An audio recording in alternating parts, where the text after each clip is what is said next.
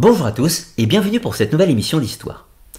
Aujourd'hui, nous allons plonger au cœur de l'histoire biblique à la découverte du mythe de Sodome et Gomorrhe, deux cités qui auraient été détruites par la colère divine en raison des mœurs dissolues de ses habitants. C'est du moins ce que nous rapporte le livre de la Genèse. Mais qu'en est-il de la réalité historique? Les deux cités ont-elles réellement existé? Et si tel est le cas, où se trouvent leurs ruines? Nous tenterons de répondre à ces deux questions. Mais bien plus que cela, nous allons plonger au cœur de la symbolique de cette légende dans un voyage entre mythe et réalité.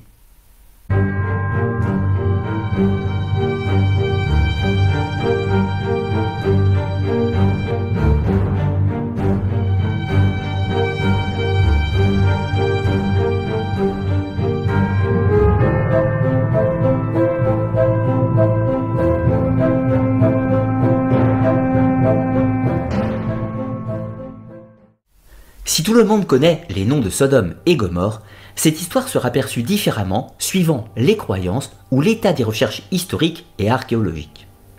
Pour les chrétiens, juifs et musulmans, le récit est authentique et décrit des faits réels, celui d'une destruction de plusieurs cités par la colère divine. Sodome et Gomorrhe sont ainsi devenus des noms associés à la décadence, à la perversion et à la luxure des hommes. Inversement, pour les historiens, l'existence des villes de Sodome et Gomorrhe reste une énigme et aucun élément archéologique ne vient attester de façon certaine leur existence.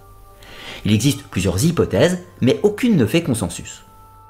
Bien sûr, au-delà de ces deux points de vue qui peuvent sembler antagonistes de prime abord, la légende de Sodome et Gomorrhe peut aussi être abordée sur le plan de la symbolique et de l'anthropologie, que les villes soient réelles ou non. Car cette histoire cache en son sein un archétype symbolique qui dépasse largement la question de leur existence.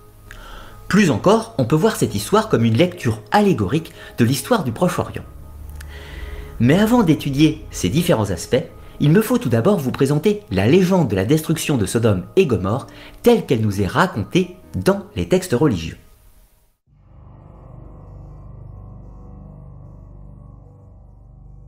La légende de Sodome et Gomorrhe est l'un des nombreux épisodes bibliques où se manifeste la colère de Dieu.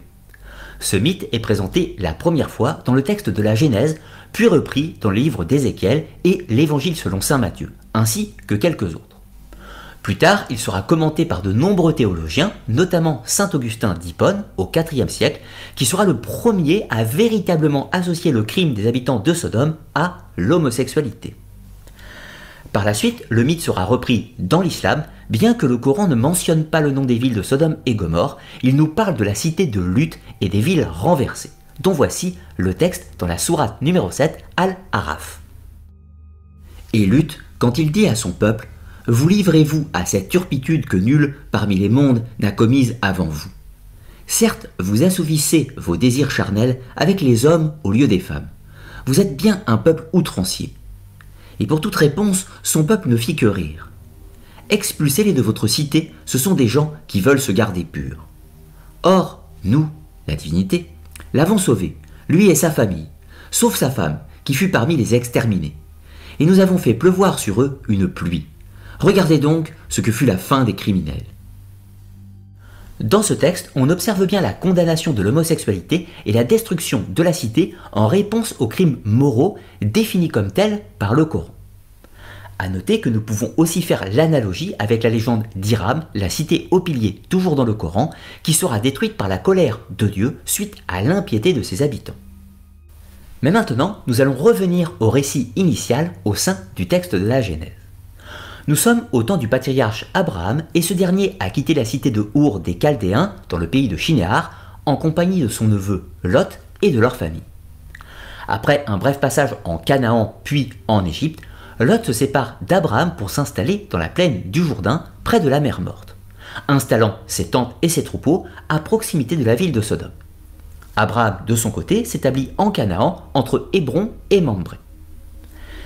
La période était trouble et la guerre s'annonçait entre les villes du Jourdain, Sodome, Gomorrhe, Adma, Séboïm et Tsoar, contre les Mésopotamiens.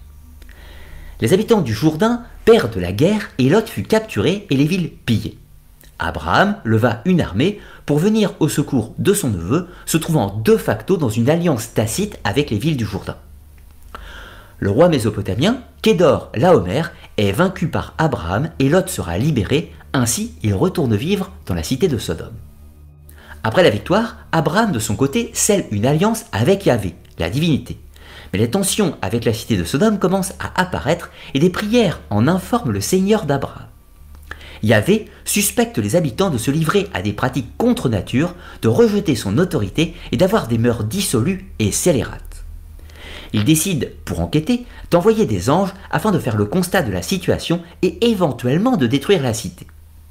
Abraham intercède auprès de son Seigneur en lui disant qu'il existait peut-être des justes dans la cité et qu'il n'était pas juste qu'ils périssent pour les fautes des autres. Un long dialogue s'ensuit entre Abraham et Yahvé et ce dernier accepte finalement d'épargner la ville s'il trouve 10 justes dans la cité de Sodome. Voici le récit biblique qui s'ensuit. Les 2 anges de Yahvé arrivent le soir même dans la ville de Sodome et se présentent devant la maison de Lot. Ce dernier se prosterne devant eux. Lot invite les anges à souper et séjourner chez lui pour la nuit, et ils finissent par accepter, reportant leur mission au lendemain. Malheureusement, les habitants de Sodome avaient aperçu les anges entrer chez Lot et informent leurs compatriotes dans toute la cité. Les hommes, jeunes et vieux de la ville, serrent de la maison où logeaient les anges et appellent Lot en lui disant « Où sont les hommes qui sont venus chez toi cette nuit? Amène-les-nous, nous voulons les connaître. » Sous-entendu les violer. Lot sort de la maison et referme la porte derrière lui. Il s'avance devant les hommes de la ville pour les exhorter à renoncer à leur entreprise funeste. Il leur fait alors une proposition pour calmer leur ardeur et trouver un terrain d'entente. « Voici, j'ai 2 filles qui ne sont unies à aucun homme. Je vais vous les amener et vous leur ferez ce que bon vous semblera. Mais à ces hommes, ne faites rien. Ils sont venus s'abriter sous mon toit. » Mais les hommes de Sodome refusent la proposition de Lot qu'ils considèrent comme un étranger. Ils le bousculent et se préparent à enfoncer la porte. C'est alors que les 2 anges de Dieu anticipent les événements, ouvrent la porte et ils frappent les hommes de cécité afin qu'ils ne puissent trouver l'entrée de la maison, puis font entrer Lot auprès d'eux avant de refermer la porte. Les anges s'adressent à Lot et lui disent de quitter la ville avec sa femme, ses filles et ses gendres car ils vont détruire la cité de Sodome. Lot, prestement, quitte la maison et part à la recherche de ses gendres, mais ces derniers ne croient pas à son récit et refusent de quitter la ville. Lot rentre chez lui et prépare ses affaires afin de quitter la ville avant l'aurore avec ses 2 filles et sa femme. Les 2 anges de leur côté invitent Lot et sa famille à se dépêcher et les conduisent hors de la ville en lui disant ces mots. « Sauve-toi si tu tiens à la vie. Ne regarde pas en arrière. Ne t'arrête nulle part dans cette région. Sauve-toi dans la montagne, si tu ne veux pas périr. » Lot, très inquiet, leur dit qu'il n'aura pas le temps de rejoindre les montagnes et demande à rejoindre la petite ville de Tsoar qui était toute proche. Et les anges lui répondent. « Pour te faire plaisir cette fois encore, je ne détruirai pas la ville dont tu parles. Vite, sauve-toi là-bas, car je ne puis rien faire avant que tu y sois arrivé. » Quelques heures plus tard, Lot et sa famille arrivent devant la petite ville de Tsoar et c'est alors que Yahvé déclenche sa fureur et fit tomber du ciel sur Sodome et Gomorrhe une pluie de soufre et de feu. Yahvé détruisit ces villes et toute la région avec tous leurs habitants et la végétation.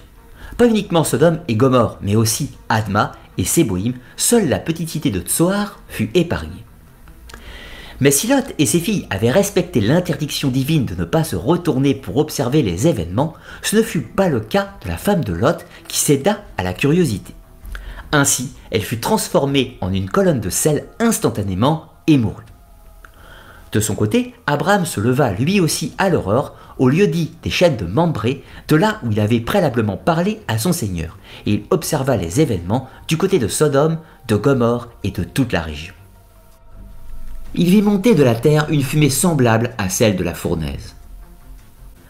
Voici comment se termine le récit mythologique de la destruction de Sodome et Gomorrhe, mais également de toute la région de la plaine du Jourdain, où les habitants furent détruits par la colère de Yahvé.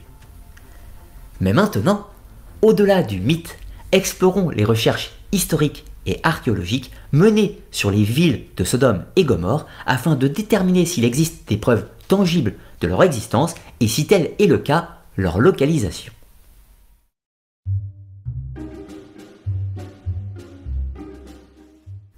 Depuis des siècles, les chercheurs, archéologues et biblistes ont entrepris de retrouver les traces des villes légendaires de Sodome et Gomorrhe grâce aux outils modernes de l'archéologie et l'étude des textes. Mais c'est ici que se place la première difficulté. Il n'existe aucune mention de ces villes disparues dans les archives textuelles des autres civilisations environnantes, Mésopotamie, Syrie, Égypte ou phénicienne. Seule la Bible et plus tard le Coran mentionnent cette histoire, ce qui est assez peu cohérent si l'on parle de plusieurs cités qui auraient disparu instantanément via un cataclysme divin. Tentons néanmoins de retracer les principaux éléments de cette histoire afin de contextualiser le problème. Tout d'abord, au niveau du lieu. La Genèse fournit plusieurs indications sur la localisation des villes de Sodome et Gomorrhe, les situant dans la vallée du Jourdain, près de la mer Morte. Cette région est connue pour son histoire riche et la présence de vestiges anciens, ce qui rend plausible cette localisation. Depuis près de 70 ans, de nombreuses campagnes de fouilles archéologiques ont permis de mettre à jour des ruines de plusieurs cités disparues, notamment Bad Het-Tra, Noumeria ou encore Tal el-Haman. 3 sites qui présentent des éléments en conformité avec le récit, mais aussi des divergences. De fait, rien ne permet de les rattacher spécifiquement au mythe de Sodome et Gomorrhe. Il est évident que de nombreuses cités furent détruites au cours de l'histoire sans pour autant qu'il s'agisse automatiquement des villes mentionnées dans la Bible. Retenons néanmoins ces quelques noms pour la suite de notre investigation. Se pose ensuite la question de la datation. La destruction des cités est censée se dérouler du temps du patriarche Abraham et de son neveu Lot. Mais cette information nous égare plus qu'elle nous donne de réponse. Au-delà de l'existence des deux personnages qui est tout aussi hypothétique que les cités de Sodome et Gomorrhe, leur histoire supposée se place habituellement autour de 2000 à 1750 avant JC, d'après les sources bibliques. Il faudrait donc retrouver des traces de destruction dans ce créneau de date, qui est relativement vaste. Là se posent encore plusieurs difficultés. Si la légende d'Abraham et de Lot se place au début du 2e millénaire avant notre ère, le récit fut composé largement plus tard, soit entre le 7e et le 5e siècle avant notre ère. De nombreux éléments du récit sont anachroniques et ne peuvent en aucun cas être lus comme une illustration exacte du début du 2e millénaire avant notre ère. Au contraire, les textes présentent des éléments classiques du 1er millénaire avant notre ère. Le deuxième point est que les cités détruites de la région sont nombreuses et de différentes époques, suite aux guerres et autres événements naturels. Ainsi, il est impossible de savoir si la destruction supposée de Sodome et Gomorrhe aurait eu lieu à l'époque d'Abraham et Lot, soit au début du 2e millénaire avant notre ère, ou si au contraire elles illustrent des éléments contemporains des auteurs du texte, soit au 1er millénaire avant notre ère. La réponse la plus probable est que le récit présente des événements qui se sont déroulés bien avant l'écriture des textes et qui furent suffisamment marquants pour rester dans les mémoires, soit une fourchette de date très importante. Au-delà de la localisation et de la datation, l'élément central est celui d'une destruction par le feu ou un événement cataclysmique d'ordre divin ou du moins compris comme tel. Dans le cadre de la croyance, on peut accepter l'idée d'une puissance divine qui détruit plusieurs cités. Mais sur un plan plus historique, on recherchera des éléments archéologiques qui accréditent l'idée d'un cataclysme, ce qui, en soi, n'a rien de contradictoire. Il n'est pas rare que des événements d'ampleur, éruptions volcaniques, tremblements de terre ou encore autres tsunamis, furent attribués aux dieux dans les récits de nombreux peuples. Par exemple, l'histoire de la civilisation chinoise et de sa mythologie abonde de récits de villes détruites par la colère des dieux, mais qui se manifestent par des inondations. Dans l'affaire qui nous intéresse, plusieurs cités en ruine semblent présenter ce type de destruction. Sur l'ensemble des villes du plateau jordanien, Noumeria, au sud de la mer Morte, est le seul qui porte les stigmates d'un violent incendie causé par un tremblement de terre. Elle est fréquemment assimilée à la cité mythique de Gomorrhe. Néanmoins, il ne s'agissait pas à proprement parler d'une ville, mais plutôt d'un village, et sa destruction eut lieu vers 2600 avant JC, soit bien avant la vie supposée de Lot. Dans le même secteur, Bab el-Dra est régulièrement assimilée à la ville de Sodome. Cependant, cette ville n'a pas été détruite par le feu, mais fut tout simplement abandonnée progressivement par ses habitants vers 2300 ans avant notre ère, ce qui ne correspond pas aux dates et aux événements du récit biblique. Une autre candidate au rôle de Sodome est la cité antique de Tal el-Haman, toujours en Jordanie, dans la vallée du Jourdain, au nord de la mer Morte. Cette cité fut détruite vers 1650 avant notre ère, ce qui correspond sensiblement au récit biblique. De plus, la cité semble avoir subi un cataclysme de grande ampleur et certains avancent l'impact d'une météorite, mais cette conclusion ne fait évidemment pas l'unanimité de la communauté scientifique. De plus, la localisation ne fait pas plus l'unanimité chez les biblistes. Cela reste néanmoins une des meilleures candidates. La destruction de cette cité aurait pu inspirer et servir de modèle au mythe littéraire de la destruction de Sodome et Gomorrhe, écrite de nombreux siècles plus tard avec une relecture divine pour expliquer la destruction. Une autre hypothèse situerait les villes bibliques disparues au fond de la mer Morte. Cependant, cela est peu cohérent étant donné que la mer existait déjà bien avant l'époque antique et le récit biblique ne fait aucune référence à un cataclysme par l'eau de type déluge dans l'affaire présente. Alors, à ce stade de la recherche, il n'existe aucune preuve certaine de l'existence réelle de Sodome et Gomorrhe au sens strict du terme. Il est beaucoup plus probable que les disparitions bien réelles de cités antiques au cours du 2e millénaire avant notre ère furent conservées dans les traditions orales et que ces mêmes histoires auront inspiré le récit biblique, lui donnant un cadre moral et une explication religieuse. Quoi qu'il en soit, les découvertes archéologiques et les débats théologiques continueront d'alimenter les discussions et les nouvelles explorations pourraient fournir des réponses supplémentaires dans l'avenir. Mais au-delà de la réalité ou non de ces cités, notons que le récit biblique n'est pas un cas unique. De nombreuses cultures antiques, comme les Sumériens, les Assyriens, les Grecs ou encore les Chinois, ont rapporté des histoires similaires de villes déchues et de destruction divine en raison de leur immoralité. Cela soulève la question de savoir si le mythe de Sodome et Gomorrhe a des racines plus anciennes en Mésopotamie, réadaptées dans le cadre de la religion des Hébreux, ou s'il s'agit d'un archétype mythologique. Alors, pour y voir plus clair, citons quelques exemples de mythes qui sont analogues.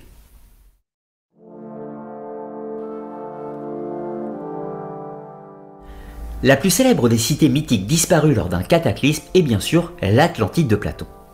Je vous ai déjà proposé plusieurs émissions sur le sujet si vous voulez en savoir plus sur cette histoire. Pour le moment, retenons simplement que la légende nous parle d'une merveilleuse cité qui fut détruite en un jour et une nuit par la colère divine. Voici un extrait du texte. Alors, le dieu des dieux, Zeus, qui règne suivant les lois et qui peut discerner ces sortes de choses, s'apercevant du malheureux état d'une race qui avait été vertueuse, résolut de les châtier pour les rendre plus modérés et plus sages.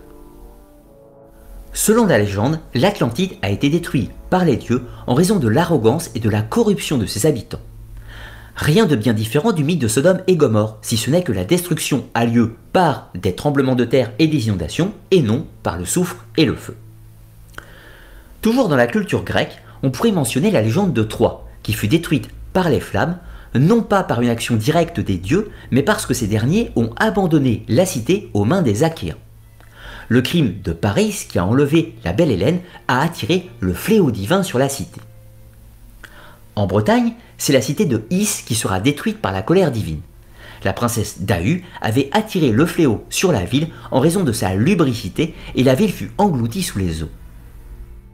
Dans la mythologie hawaïenne, l'île de Kor est une cité mythique de la mythologie hawaïenne dont la disparition est attribuée à la colère de la déesse Pélé associée à des volcans. Dans la mythologie hindoue, Dvaraka est la cité du dieu Krishna dans la mythologie hindoue. Elle aurait été submergée par la mer en raison des cycles de destruction et de création, ainsi elle disparaît et réapparaît suivant les époques. Dans le Coran, on pourra citer la légende de Hiram, la cité aux piliers, qui fut détruite suite à la corruption de ses habitants qui se livraient à l'étude des sciences occultes. Ce récit est très proche de celui de Sodome et Gomorrhe au point que l'on peut considérer qu'il s'agisse en réalité du même récit, mais sous une autre appellation.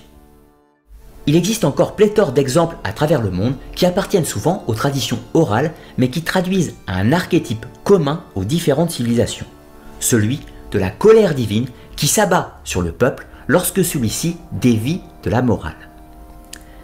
Ces mythes archétypaux nous conduisent à nous interroger sur les motifs récurrents et les préoccupations morales et spirituelles intrinsèques aux sociétés humaines. Ainsi, dans la partie suivante, nous allons tenter de décrypter cet archétype et les spécificités de celui de Sodome et Gomorrhe.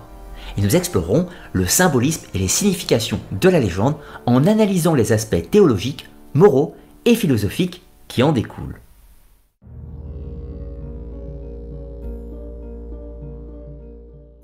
Si l'existence et la destruction de Sodome et Gomorrhe ne fait pas de doute dans le regard des croyants, ce récit fait surtout la présentation des interdits et des dérives morales au sein des sociétés corrompues.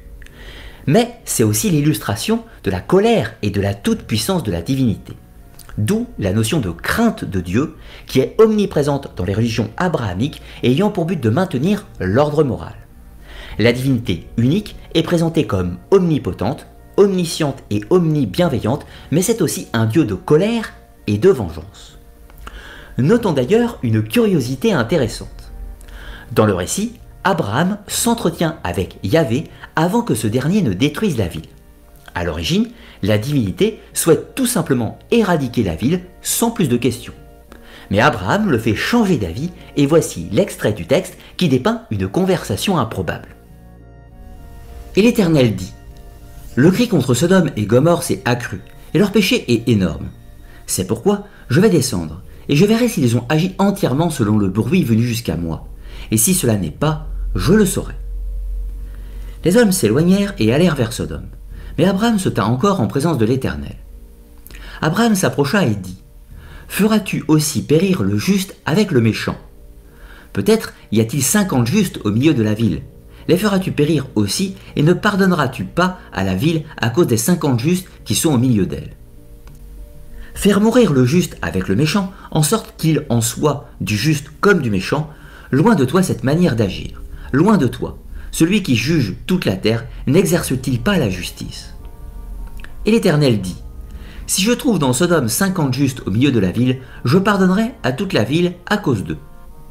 Abraham reprit et dit : voici, j'ai osé parler au Seigneur, moi qui ne suis que poudre et cendre.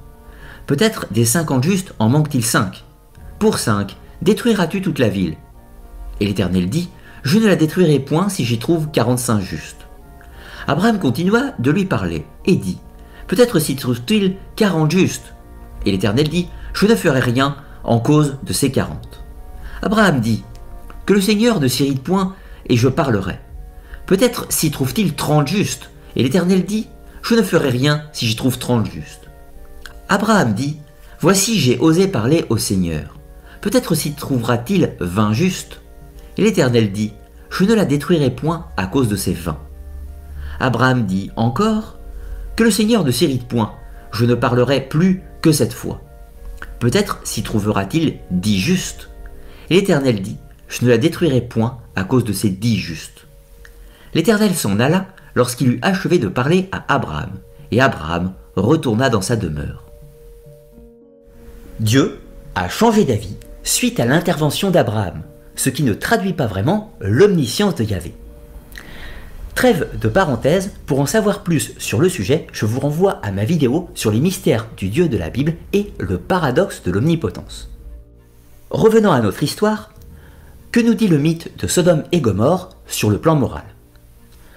Ce récit souligne les conséquences de la corruption morale et de l'injustice sociale. Les péchés spécifiques attribués aux habitants de ces villes, tels que l'orgueil, l'avidité, la perversion, l'oppression, servent d'avertissement contre les comportements destructeurs et immoraux. Cette histoire est là pour rappeler la nécessité d'avoir une vie vertueuse et d'un comportement conforme à la volonté divine, tel que défini dans les 3 religions monothéistes, pour éviter la déchéance et le châtiment. C'est ainsi un enseignement au bâton. Si tu te comportes mal, la divinité va te punir et te détruire. Le péché de sodomie et l'homosexualité y est particulièrement condamné, au point que le nom de la ville donnera son nom à la pratique sexuelle. Quelques siècles plus tard, à Constantinople, le code justinien réitère cette condamnation en se référant explicitement au récit de Sodome et Gomorrhe, dont voici l'extrait du texte. Car instruits par les saintes écritures, nous savons que Dieu a prononcé un jugement mérité contre les hommes de Sodome à cause de la folie de leur rapport. Si bien qu'à ce jour, leur terre brûle d'un feu interminable. Par ces choses, Dieu nous a instruits pour que, le sachant, nous puissions éviter un tel sort.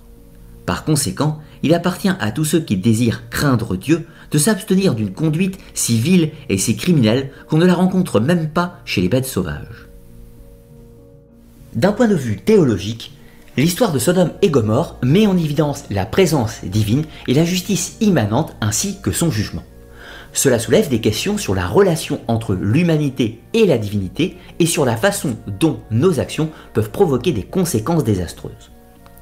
L'un des meilleurs exemples est l'histoire de la femme de Lot, qui finit pétrifiée pour s'être retournée. Elle est transformée en statue de sel pour avoir observé directement le pouvoir divin s'abattre sur les cités.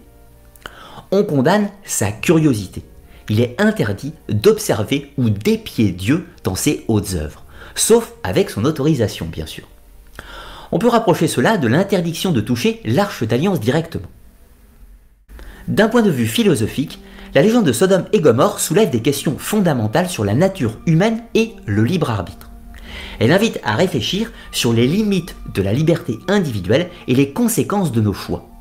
Elle souligne également la fragilité des sociétés humaines face à la puissance divine et l'importance de l'harmonie sociale pour prévenir la décadence et la destruction. En ce sens, la légende de Sodome et Gomorrhe devient un conte philosophique sur l'organisation de la cité et le vivre ensemble avec des mœurs communs.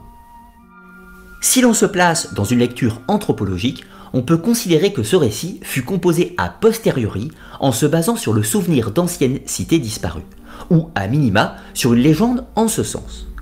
Ainsi, le récit de destruction est attribué à la divinité et va devoir être expliqué par une entorse des habitants aux règles morales, telles que définies par les auteurs de la Genèse. Ces derniers ont imposé leurs valeurs et leurs tabous sur la légende pour établir un enseignement moral. C'est ici que le mythe de Sodome et Gomorrhe devient un archétype. Évidemment, les interdits, les règles sociales et les tabous sont différents suivant les sociétés. Alors, pour prendre quelques exemples, l'homosexualité et la sodomie n'étaient pas condamnées dans cette mesure chez les Sumériens, ou chez les Grecs par exemple. De la même façon, les règles de l'hospitalité ne sont pas les mêmes suivant les cultures. Par exemple, le fait que Lot offre ses filles pour le plaisir des hommes en remplacement des anges de Dieu serait considéré comme immoral dans d'autres systèmes de croyances. Le mythe archétypal de la destruction d'une cité par la colère divine possède donc sa propre grille de lecture morale suivant le cadre. Pour Is, en Bretagne, c'est les péchés de luxure de Dahu. Pour l'Atlantide de Platon, c'est l'orgueil démesuré de ses habitants et la perte de sagesse. Pour la cité de Troie, c'est l'offense envers les dieux. Pour Babel et sa cité, dans le récit biblique, c'est l'orgueil des hommes qui veulent s'élever aux cieux. Pour Hiram, dans le Coran, c'est l'étude des sciences occultes, etc. Enfin, dans une lecture symbolique, l'existence réelle ou non de Sodome et Gomorrhe n'a en réalité pas vraiment d'importance. Cela permet surtout d'illustrer des concepts et d'émettre un avertissement. Si tu ne te comportes pas bien, tu vas attirer le malheur sur toi, ta famille et même ta ville. Tu seras détruit comme le fut l'Atlantide, Troie ou Sodome. C'est une illustration par l'exemple mythique. Enfin, pour finir, la destruction de Sodome et Gomorrhe peut se lire en tant qu'allégorie historique.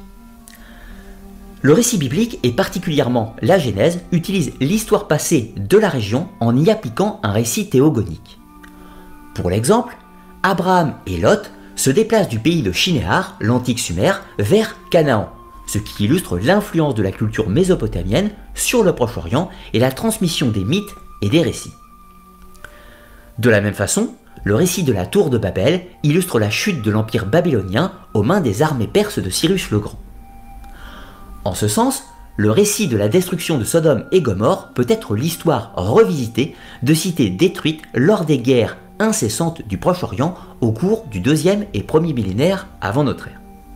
Des villes détruites et incendiées par des armées deviennent cette fois-ci des cités détruites par la volonté divine. Cela permet, sur un plan religieux, de trouver une explication théologique aux événements, de trouver du sens au cœur des drames violents qui parsèment l'histoire de l'humanité.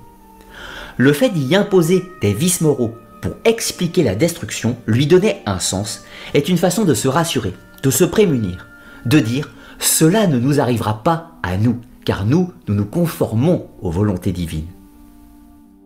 Nous voici arrivés à la fin de cette vidéo et j'espère que vous aurez apprécié l'analyse de ce mythe biblique et si tel est le cas, pensez comme à l'accoutumée à partager, liker et commenter la vidéo.